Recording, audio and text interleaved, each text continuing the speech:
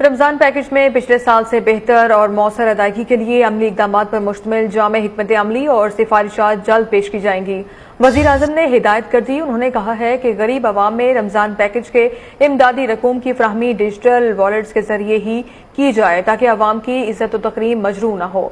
तमाम मुतल्लिका इदारे आने वाले रमजान के लिए पिछले साल से भी ज्यादा मौसर और सूदमंद पैकेज और सिफारिशात मुरतब करें।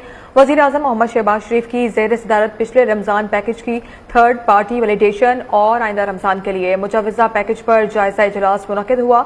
वजीर आजम ने यूटिलिटी स्टोर्स में दिहाइयों से जारी माली बदउनवानी और बदनज़मी के खात्मे को वफाकी हुकूमत का इनकलाबी कदम करार दिया।